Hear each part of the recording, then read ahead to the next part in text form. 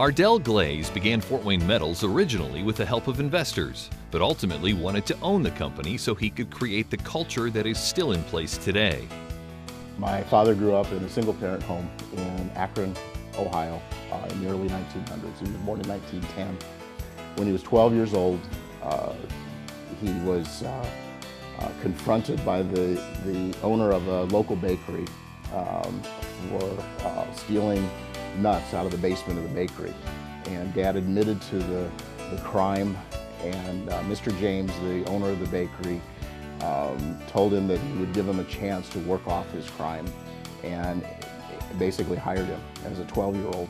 And from the time he was 12 until he was 19, he became a full-time worker of James Bakery. Mr. James really became a surrogate father to him.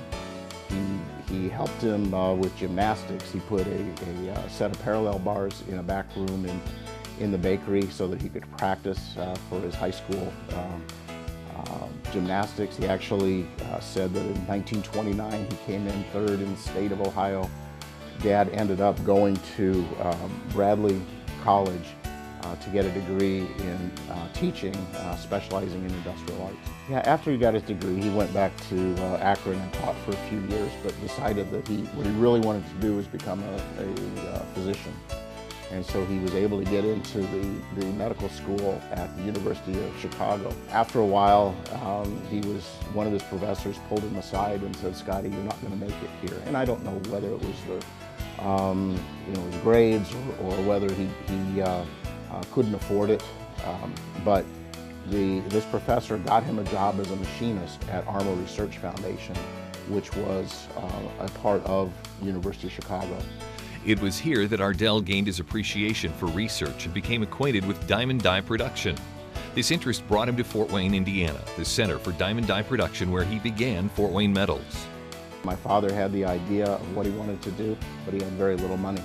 So he was able to attract some investors that would invest in his idea. But in doing that, he owned a very small percentage of the original company. And as those investors wanted to cash out over the years, the company was bought and sold several times. At one point, the company was bought by GTE Sylvania, who decided to close the Fort Wayne facility.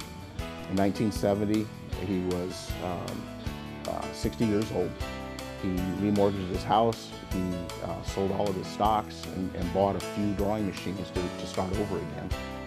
And at this point, he decided that he would never have anyone else own Fort Wayne Metals. It was going to be his company alone. He was as well grounded in what he wanted to accomplish and how he wanted his customers and his employees involved, and how we wanted them treated at all times. Throughout the growth of both the old Fort Wayne Metals and the new Fort Wayne Metals, it's been a spirit of innovation, taking what you already know and being able to work with customers to create products that will solve their problems.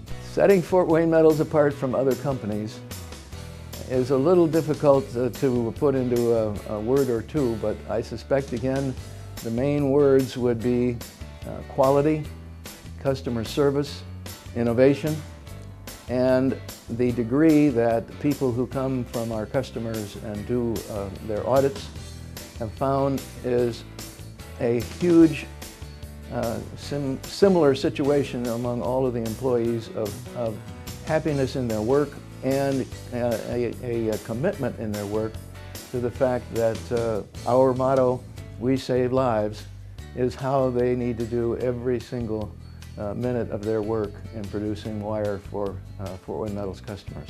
The vision for the company is to save lives.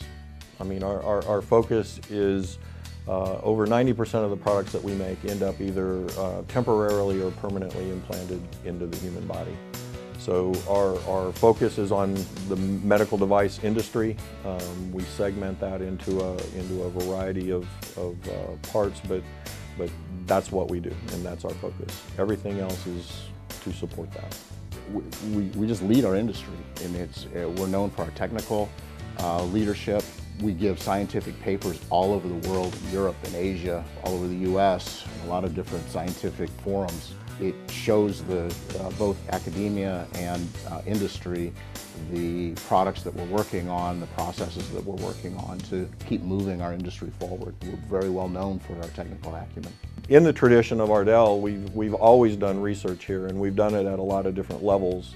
Most recently, 2 years ago, we started our Nighthawk facility, which is a pure R&D facility. We have two people with doctorates in material science that are researching, future materials.